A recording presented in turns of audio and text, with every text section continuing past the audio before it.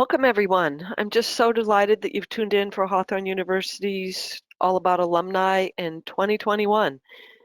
Since we have a number of new people with us today, I want you to know that All About Alumni is Hawthorn's platform where we showcase our graduates to be able to share their postgraduate activities and their accomplishments. You know, to me, the many ways they're using their Hawthorn education in their practices is so amazing. We have a variety of nationally accredited degree and certificate programs in Hawthorn. Some of them are for people that are pursuing a clinical track with a goal of working directly with clients, but there's other programs that are dedicated to people that are seeking to primarily educate. And then there's additional programs for those who simply want to learn valuable, credible information in a conducive environment. The success of our students is really the testament of Hawthorn University's mission and principles to provide quality, affordable, holistic health and nutrition education. It's one of the reasons why we all love to learn more at Hawthorn and keep going. We're recording this, so know that. And there's a survey that will be available to complete right after the presentation ends, and we sure appreciate you giving us your feedback. I'm your host, Paula Bartholomew. I'm one of the founders of Hawthorn University, and it's truly a privilege for me to feature and speak to and with our graduates. So I want to get us starting today. We're going to feature Hawthorn's graduate, Amy Spindel. She's a graduate of our Masters of Health and Holistic Nutrition clinical training program, and she joins us to talk about the formation of her holistic nutrition career post-graduation with her presentation, how pushing outside of her comfort zone has allowed her to build a sustaining practice. So Amy's going to discuss how it's easy to maintain homeostasis and not rock the boat, but true growth comes from being uncomfortable and taking risks. Amy shares how she's shifted her mindset to go from introverted and shy to finding comfort and putting herself out there to let others know about her work and developing a successful practice along the way. So I certainly have the pleasure of speaking with Amy, and those of you who are attending live today also have the opportunity to ask her questions directly too. So I don't want you to hold back. Simply post your question or a comment to the question panel, and we will let Amy know that. All right, Amy, hello, welcome. Hi, thank you so much for having me today. Absolutely. I'm really excited to be together. It's my pleasure to introduce you and have you then share some of your post-grad activities and experiences. So let me tell you that Amy Spindel is the owner of Food with Thought Nutrition in Plano, Texas. She's a functional holistic nutritionist, a teaching chef, and a health coach who helps clients to feel happier, calmer, and more energetic so that they can get back to enjoying their lives. Of course, she holds her master's in holistic nutrition from us at Hawthorn. She also has a master's in clinical social work from Columbia University and a bachelor's in clinical psychology from Tufts University. She is board certified in holistic nutrition candidate. She's certified in applied functional medicine for coaching through the School of Applied Functional Medicine. She's a certified gluten-free practitioner and holds dual certifications in culinary and pastry arts. She's a member of the National Association of Nutrition Professionals and the Weston A. Price Foundation. Amy supports her clients virtually across the United States in making nutritional and mindset shifts, supporting mental health, rebalancing hormones and the immune system, healing the gut, and feeling more vibrant overall. She has special interest in supporting children and those with trauma, histories, and airway issues. It's a fascinating niche there, Amy. And in her free time, she enjoys gardening, reading, being outdoors, experimenting in the kitchen, and traveling with her family. Oh, we're also pleased that you've joined us to hear Amy's journey. How about you, Amy? Are you ready to share it? Yeah, so I'm excited to speak with you today. I really would like to discuss how pushing out of my comfort zone has allowed me to develop my practice. So, like Paula was saying, yes, my objectives for today. So I really want to share how changing my mindset and taking some risks has really allowed me to expand my business and my practice. And I'm hopeful that this will inspire you to also take some risks and push yourself beyond your comfort zone. Fantastic, Amy. Well, how about we start a little bit with you sharing about you, some of your background and how you got to where you are today. We'll develop as we go through. Sure. Thank you. So my business, as you mentioned, is called Food with Thought Nutrition, and it was really for me a merging of different areas of my prior career. So I started out as a mental health provider, and I burned out and went to culinary school. And I merged those two interests together and went back to school at Hawthorn for my nutrition degree. And so that's really what has afforded me to create my practice today. I live outside of Dallas, Texas, with my husband, my son, and my parrot. And as you mentioned, I love engaging in activities that allow me to get outdoors and connect with other people and with nature. And I think one of the big pieces, especially as we talk today, is just keeping in mind I started out as very introverted. I was very reliant on myself. I didn't like to ask for help. I really didn't like to promote what I was doing or share much about what I was doing. But I found that really wasn't helping for me to grow my business. So you'll see as we talk my journey through that change. It's a big shift to come from introverted to putting yourself out there, even though it was your goal all along. So bravo for you. Well, let's go and then to, you've had a lot of diverse career pursuits, and they really led you up to your nutrition degree. So how did you choose this path? Yeah, I mean, it really was a culmination of different pieces, and part of it was just out of necessity and practicality. When my son was born, I knew at that point I couldn't sustain a pastry chef lifestyle. I just couldn't do the hours and still raise him the way that I wanted to. But he also had a ton of gut health issues from about 6 weeks on.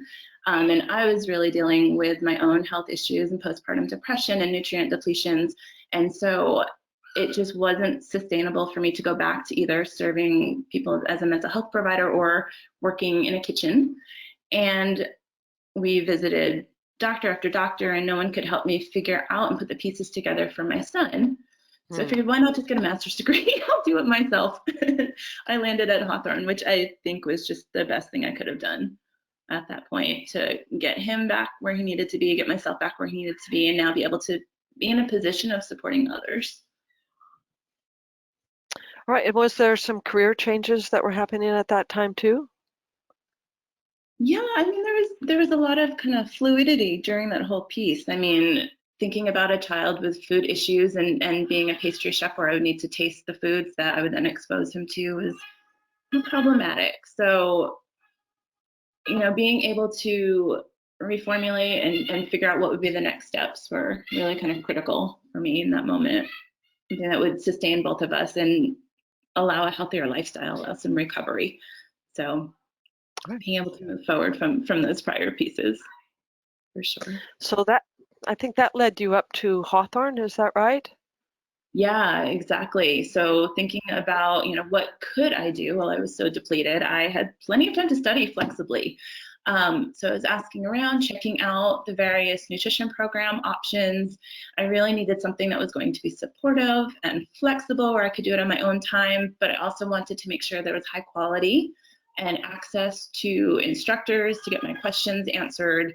And really just have a really deep knowledge, not just a broad knowledge, but something that would allow me to go deeper and understand how the body works and how nutrition works in the body, and then be able to apply those skills through real life clients. So after I was searching, I landed on Hawthorn, and then I had the good luck of actually working with a student that was in the doctoral program at that time as I was trying to get my nutrition back online, and she raved about how wonderful Hawthorn was. And so I called up, I talked to the admissions department at that time, which is now different, and I was just sold from day one. So I enrolled not long after, and I really haven't looked back since. Right. Well, while you're evolving through Hawthorn, you had a variety of different studies. Was there anything about your coursework that really stood out?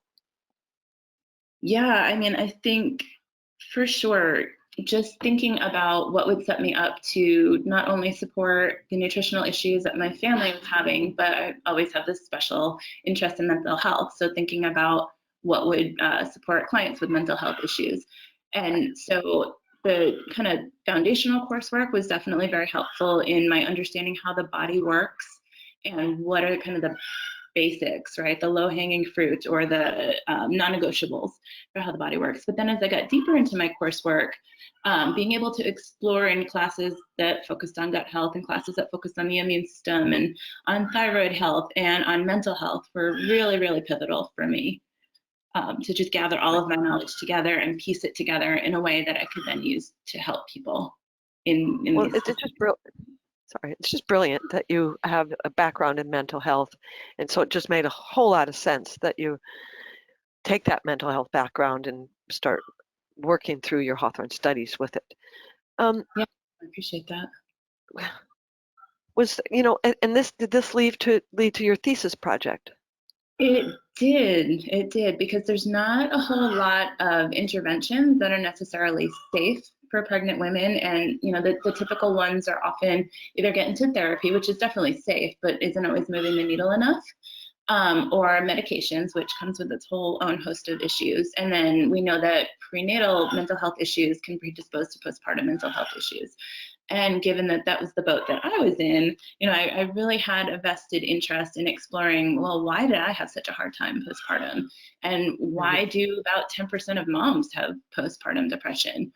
And, coming from that holistic lens, like for me, medication was an option only as a last resort. And I know for other members of my community, they also feel the same way. So how to support people in alleviating their symptoms and really how to be preventive about keeping this from happening. And I think the other piece of this too, the other piece of my interest in this was, as I was going through Hawthorn and learning more about how the body works, I really changed my understanding of what mental health is. So going through a mental health program, we look at the mental health diagnoses, and this is what we are treating, this is what we are working on, this is the problem. But coming through Hawthorn and really understanding more of how the body works, I was able to shift and understand that, well, poor mental health is really just a reflection of everything else going on inside, and it's just spilling over into how we feel and how we might behave. And so being able to understand the complexity around that in a different way because of my coursework at Hawthorn and my further research really allowed me to come up with more of a niche area and this thesis project to support moms in the prenatal period that would spill over into the postpartum period. I just love it, taking your mental health background, your personal issues and concerns that came up through your own pregnancy and postpartum, doing your studies, taking it into a thesis, and then merging that into a budding practice. So let's talk a little bit about your practice. Certainly you've delved into causes of mental health issues in the postpartum period for your thesis. So is this the client population that you mostly work with now? So yes and no. When I did the business course and I was really focused on developing my niche, I had decided that my focus would be millennial moms with depression and anxiety. And one of my practice clients was a nurse practitioner that serves a lot of the holistic community in my area. And so she's focused on pediatrics, like newborn through 18, and she started sending me a ton of clients, which was a blessing, but it shifted my practice population. So right now I have about a third pediatrics. The youngest started with me at about 2 months, and it was more of working with the mom who was having trouble with digestion, and some of her allergens were spilling into her breast milk. So working with them around that, all the way up through adults of all ages with lots of different presenting problems, not just mental health.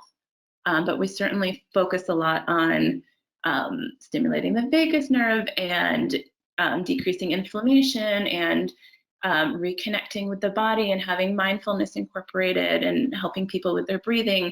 And this all can impact mental health, anxiety, stress levels as well. So that's why I say yes and no.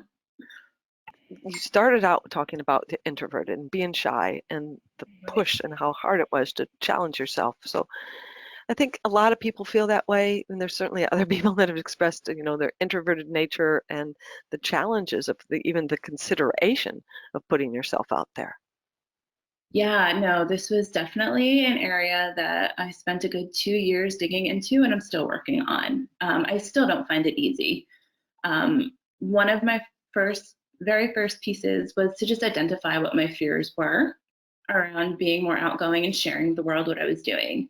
And so acknowledging that I was afraid of rejection and that I didn't know enough and that I wasn't speaking intelligently, that I didn't have enough credentials, you know, and digging deeper too, I found that there were some layers of shame in there and some lack of confidence, and it was a lot of work and it was a long haul, and I'm still in it now. What I personally found really useful was I hired a mindset coach because I just needed someone outside of me to challenge me on my beliefs and say, well, is that really true? How does that connect? How is that holding you back? And we worked through Brene Brown's curriculum, and I highly, Oh, highly recommend anyone listening, if they haven't already read The Gifts of Imperfection or Daring Greatly, to pick up copies of those books because they are just groundbreaking. I mean, it really speaks to the commonality of having these thoughts and beliefs about oneself and challenging to shift and challenging to be differently in the world. So I love those. And I spent a lot of work also on boundaries, you know, boundaries with my clients, because I was finding that in my desire to prove that I was knowledgeable or prove that, you know, I could be the one to help them, I was having some really poor boundaries and it was taking a toll on my mental health. So tightening those up, which Brene also goes into. And then, you know, also just thinking about the business. So I had started with a business course through Hawthorn, and then hired a business coach and took a class. And my huge takeaways from that were just the directives to take imperfect action, right? So I didn't get hung up in having to be perfect before I launched something to the world. It was good enough, and stop some of my paralysis. And then thinking about this mantra of there's no rejection, only selection. I am not for everybody. Everybody is not for me. And when one door closes, another may open. So focusing on this piece about us selecting one another to work together as opposed to people slamming the door in my face really helped, just making that shift. And I think through part of that, you know, going through the rest of Hawthorn's program and then launching my business and developing a clientele is just really a big piece about developing my professional identity, who I was in the world, who I was in the provider community, you know, how I can continue to participate in that and really just evolve. And I found through all of this work and the continued work on it that really I've been able to leverage courage and just share myself with the world in a different way and not feel afraid about it. So that's definitely, huge. yeah. It's huge. It's a lot of work. Bravo, Amy. Um, took a lot of dedication, and I love, you know, the title of your slide here, Finding Courage. You dug deep for it, and thank you to Brene Brown. I don't know anybody that can't benefit from the work and the guidance that she offers. It's amazing. Definitely. Definitely. Well, let's talk a little bit about, okay, you're putting yourself out there. You've started your business. What kind of nutrition services are you providing, and did it change over time?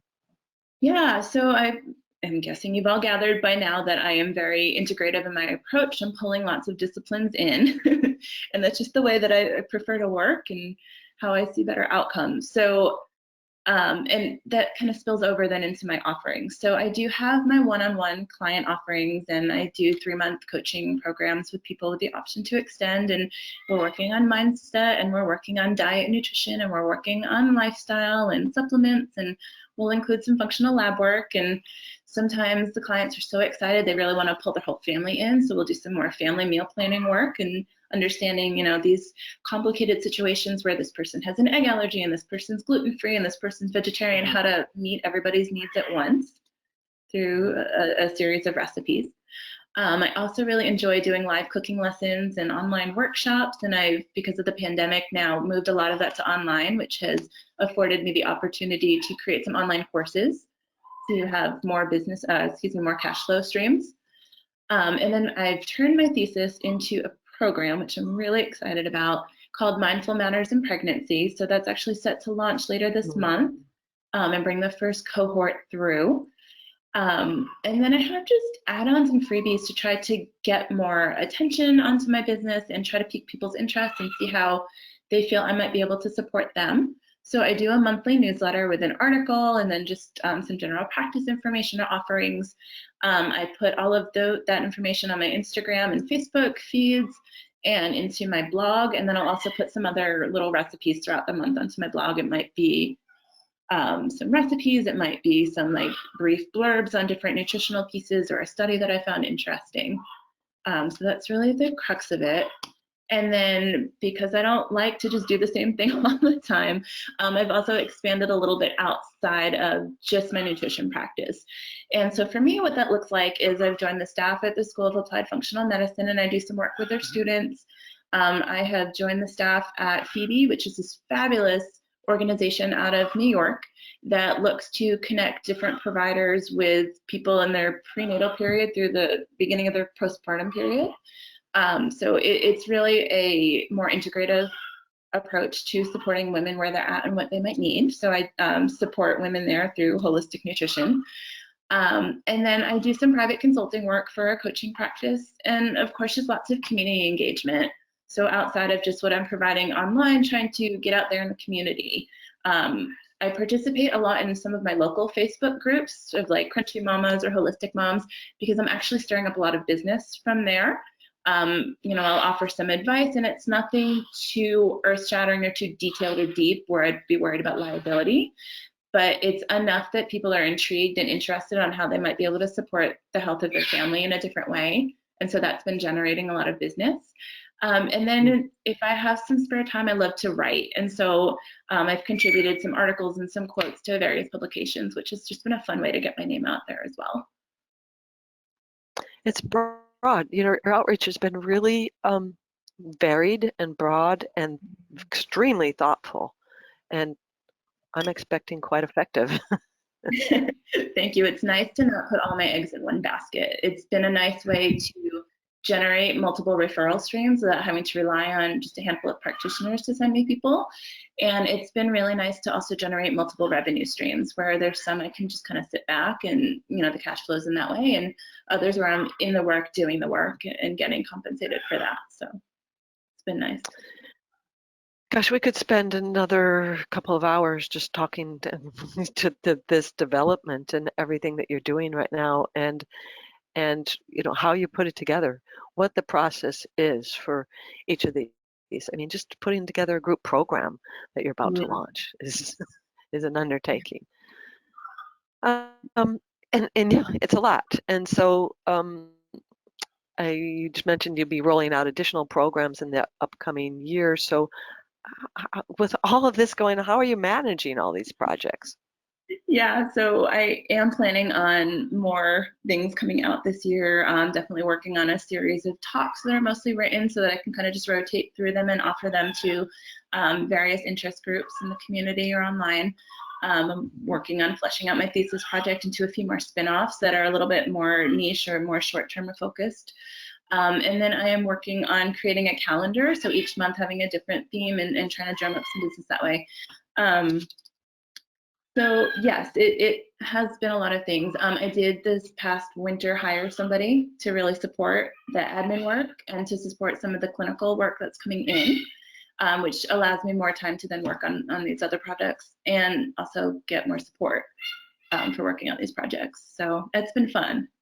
It's been really fun to bring somebody on board, so I'm not all alone. I can just text her and, you know, we're working out issues together, which has been great. Fabulous. Another growth step for you, and you're given a very good incentive for doing your thesis at Hawthorn and the directions that it can take you. Definitely, it was time well spent because now it's just been so easy to roll it out and have so many permutations of it without a ton of investment back into it. So it was nice that the thesis courses allowed for that time to do that work. It takes time. It does. It does. Well, so then how did you get to the point where you could actually put yourself out there so much? You were originally referred to yourself as introverted and shy, so Brene Brown helped. What else? Yeah, no, definitely. It was a lot of work that I started on while I was coming through Hawthorn. So really learning how to care for myself in a good holistic way, which again was those foundational classes, right? So coming up with a self-care routine, and you know, I'm not perfect every day at any of this by any stretch of the imagination, but I do it enough so that it helps, right? So having meditation most days of the week before I get jumping into my crazy day, I find helps. It has a smoother, you know, I have a smoother day when I do that. Every night, my son and I do some gratitude sharing at his bedtime. And it's just a really nice way to reflect and check back in and find these highlight moments of the day. Certainly prioritizing sleep and nutrients. I am very guilty of, hey, kids asleep, now I have, time to myself and staying up too late. So I have to be really mindful about that and saying, okay, here's my boundary around that. I can take 30 minutes and then the lights are out. And also focusing on clean, whole foods and, supplementing where I know my body needs particular supplements has been critical, and staying on top of that. Certainly planning ahead so that I don't end up in these traps where I don't have the food to eat that I know that I need, and this is especially true when traveling. My husband stopped asking. He just automatically books a room with a small kitchen in it. So he knows, we're going to be making our breakfast and we're going to be making snacks, and it's just kind of a given. Scheduling my exercise times in. So, sitting down with my schedule at the beginning of the week and saying, okay, this is when I'm blocking out to get to the gym or blocking out to take a walk has been really helpful. And just checking in with myself. I mean, I know what burnout feels like. The reason I left mental health and went into culinary school and changing careers there was because I was exhausted. My body just was not handling all of the stress from carrying other people's problems around. It just wasn't sustainable for me. So now that I know how bad that can get, right, with all of my hormones tanked and on the floor, don't want to go back there. So I have gotten very good about saying, I'm not sleeping well again. I feel like I'm dragging again. What do I need to do to get right back on track and not let this play out in a terrible way? And, I already talked a lot about this, but the mindset piece is humongous. Being able to overcome where I was. I mean, my parents used to joke like I was a Girl Scout and I would have my sister sell my cookies for me. Clearly different right now, right? But being able to overcome all of that, finding my purpose, my why am I in this work? Why do I want to share it with others? Why am I so passionate about it, right? My whole life story up until this point, feeding that and being realistic with myself. I remember when I graduated, Paula, you had asked me about my pricing and what I was charging people, and it's been an ongoing struggle to just find my worth and feel okay with it and charge what I think I'm worth and then have people respond accordingly. I had mentioned that I had hired a coach on my staff to help me with my caseload and help me with admin stuff, and asking for help for me is huge because I am type A. I like to have control over all my products. I like to know exactly what's done. So it was a lot of mindset shifting around recognizing that other people have gifts to offer that I don't necessarily have, and that they would be an even better fit for some of my clients, being able to offer those gifts, and being okay with that and being excited about that, and using a synergistic approach that the two of us are better than anything I could provide on my own has been great. And hiring help at home, I love the days when the cleaning lady comes. It makes me so happy. But it's freed me up. It allowed me to do more work and then have a calmer environment. And another trick that I had learned, I have an accountability buddy. She and I check in every Monday and Friday. And on Monday, I tell her exactly what goals I need to have done for the week. And on Friday, I have to let her know if I met those goals or not. And I certainly start thinking on Thursday, every Thursday, did I get my goals done? Because I have to call Michelle tomorrow, and she's either going to be like, yeah, that was awesome. Okay, why didn't you get that done? What do we need to do? So that's been helpful. And then I had mentioned already, but just the boundaries, not only around my clients, my work, and having my work day be a defined number of hours a day, but also giving myself permission to stop working and go play and enjoy my family and enjoy nature and enjoy time by myself and enjoy rejuvenating.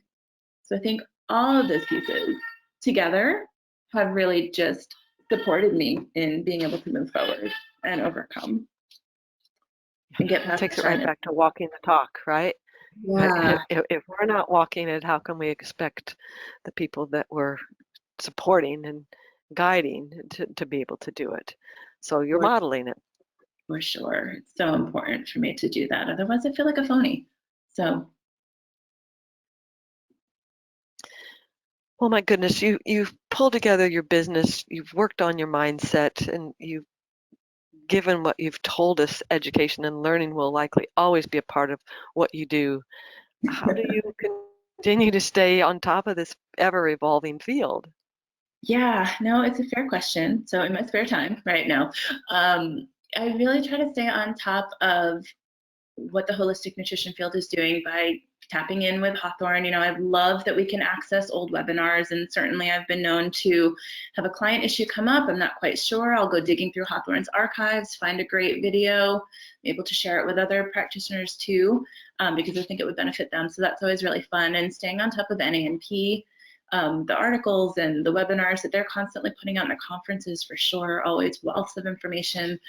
It mentioned researching clients. I have been known to go down rabbit holes, you know, looking at PubMed and looking in the literature and looking at more of the reputable provider-sponsored blogs and back to Hawthorn to just make sure that I feel comfortable with the client's presenting problem and understand how to navigate it. Certainly staying on top of the field by doing my own research again and pulling that all together for my clients and for other providers by creating articles and blog posts where it's easily assimilated information. I had mentioned conferences. You know, I love NANP. I usually try to go to the Weston A. Price conference when I'm able to, and some mental health conferences are also fun for me. And then there's just so many different webinars out there on everything and anything. So I try to pick a few each month that I'm really interested in. It might be a presenting topic or that a client is having, or it might be something I'm like, oh, I never thought about that. Maybe I should catch this webinar. And I have signed up with a number of nutrition companies and like supplement companies. And just the amount of information and content that they're putting out can be overwhelming, but really high quality information. And then a good supplement company is putting out educational material, not just marketing material. It'd be really valuable. Exactly, like Microbiome Labs has some great stuff. Gaia's Professional line has some great stuff. There's so many that just offer such a wealth of information. And then, you know, I really just try to stay in learning mode. I am always questioning everything. I don't hold necessarily anything as super true. I always want to understand the why. And so my working at School of Applied Functional Medicine has afforded me that, because I'm with students a lot that are asking why.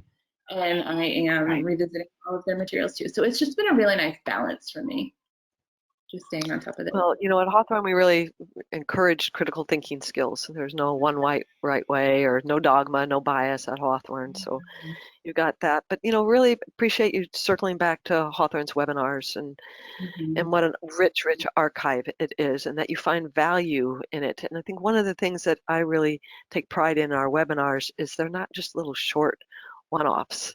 You know, we're extensive time, longer than usual, so that the presenter can really go into depth and you gain something. You have some strong takeaways. So thank you for that. Yeah, no, exactly. They've been such a wealth of just clinical knowledge and understanding. So I'm so happy that Hawthorn keeps putting them out. And like I said, I always share them with colleagues. There's been some really valuable ones that I just post in all of my groups because they are valuable. And it's, you know, an hour. It's a good amount of time for someone to invest in it. So thank you. Well, with all that you've done and you put together and where you're going and future goals and things like that, I'm wondering if you have advice for our current students or people that are coming in it. You certainly have a lot of options. And so what do you have to share for others? Yeah, I mean, I would hope one of the biggest things that people are taking away from this is that, you know, taking risks certainly be scary. We don't always know what the outcome will be, but that's really the way to create growth and movement. And so if you can, just grab onto that courage and bravery and just jump in feet first and see where you land. And, you know, thinking about mindset can hold you back, or it can really just propel you forward. So to take the time to figure out what your mindset is, what your belief patterns and thought patterns are, where your fears are, and to spend the time digging through and doing that deep, sometimes painful work can really help to shift things dramatically, where then you can move forward from there. It's all these like lifelong learning lessons that have value that are sometimes really hard to acknowledge and address, but they're there for a reason. And then just thinking about, you know, being in the provider community with others, how to network. I think for me, this was just one of the biggest lessons I learned, is that I can't do it alone. I can't advertise myself alone. It's so much easier when other people are aware of what you're doing and can immediately think of your name and say, oh yeah, that would be a great referral for you. Let me send them over your way. Or know that you have that niche. I think it's when we're all practicing isolated and no one's communicating and no one's helping each other that it can get really lonely. And we're not necessarily then providing our clients with the best possible care if we're not all pooling our resources. So I think that networking is critical, not just to build the business, but to make yourself credible within the community and have people think of you when they have a client with a certain presenting problem. And then, you know, I really feel like it's great when we have answers ourselves, but being able to ask others for help and making that time for self-care, and if that involves asking others for the space to have that self-care, is really, really valuable in just being able to nurture ourselves and be present with our clients and be there for our families. It's that huge work-life balance thing that we all talk about, but I think very few people are actually trying to do and find that balance. So I think that's critical. I do too. I do too. It's a daily practice, Yes. for sure. Well, a couple other questions tied into this, Amy. Here we are in the middle of a pandemic, a very lengthy, ongoing one. Do you find that your business has thrived during this time? How's it been for you? Yeah, I do actually. I'm finding a lot of people are scared, which is not the place I necessarily want them to be seeking services from, right? Because it implies a different kind of motivation and readiness. But at the same time, I have found that people are wanting answers. People are tired of not getting well, and I think it's coming to a head where they've been not well for so long, and now the people who are not well are getting sicker potentially from COVID. So I think that has driven a lot of business. You know, and I'm thinking especially about the people who are struggling with chronic weight gain and can't get on top of it, the people who are struggling with blood sugar issues can't get on top of it, the people who are just exhausted and fatigued. So yes, I think that has afforded a lot. I think parents are also around their kids a lot more now, or at least during certain times of this year when they're home. And so I think they're seeing different problems coming up or realizing that their kids are needing help. So I'm seeing a lot more pediatric cases right now of just these more chronic things that the schools are not dealing with as much, like ADHD and just like hyperactive kind of behaviors in general or anxiety. I'm seeing a lot of. So yeah, I definitely feel like things have increased during the pandemic. Every graduate I've talked to said their business is better than ever. It's really grown exponentially. And, you know, people are somewhat trapped at home in many ways. And Yep. it's an opportunity to avail of some self-care. And they're reaching out. It's a beautiful thing. Exactly. I think people's schedules are a little bit in general, not always, but in general, more flexible right now. They have the time to make food or they have the time to get a little bit more exercise or walking in. It's a great time for that. And then one other question, just in terms of being in this time of our lives during the pandemic and choosing to go back to school for Yeah. continuing education or to begin an education in holistic nutrition. Do you have any suggestions or advice around that? Yeah, actually, I've talked to a number of people, even in just the last few months, who are interested in going back to holistic nutrition programs because I think they're also seeing the need. They're seeing their friends and their family struggling, and they've been waiting to, you know, take the leap and get more education, and they're trying to figure out what that might look like. And, you know, I think now is a great time to do it, especially if the schedule is flexible. Hawthorn certainly offers that flexibility to fit it in. But it feels like a lot of people are wanting to come into the field right now, which I think is wonderful. So Well, just being an creating, all online school, yeah, perfect. it fits the need, right? Nobody has to Exactly. travel. There's no exposure. It's safe. It's convenient. Exactly. The convenience piece is humongous, especially for people who are making career switches and may have a family already and trying to balance all of those pieces. I mean, that was certainly my situation before the pandemic, and it, you know, was the only way that that was going to work. So for sure, right now. Are you ready for a question from the audience? Sure. Just asking if you have a recommendation for getting started with providing talks and networking with other practitioners. Yeah, so I think I got lucky in choosing a practice client that was a practitioner, and it didn't happen intentionally. So I definitely got lucky there. But I think just looking around the community, depending on if you're planning on having a local practice versus a virtual entire country kind of practice, it may just be easier to get started locally and just think about who would be synergistic. So for me, like I thought about some of the other holistic and functional providers. So I found a few different holistic medical providers, nurse practitioners, doctors. I found a holistic gastroenterologist. I found a bunch of chiropractors, so all of these kind of synergistic areas, and then ask them, how might your patients or clients need some support? Well, hey, I might be able to help with that. So planting the seed there that I was available.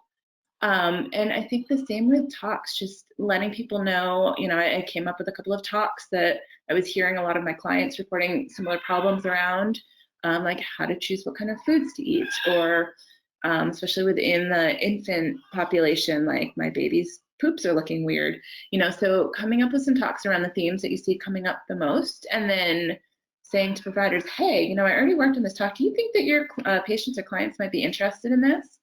You could do it for free, or you could, charge a nominal amount to just make sure that people show up. But people have been very receptive to those kinds of things, for sure.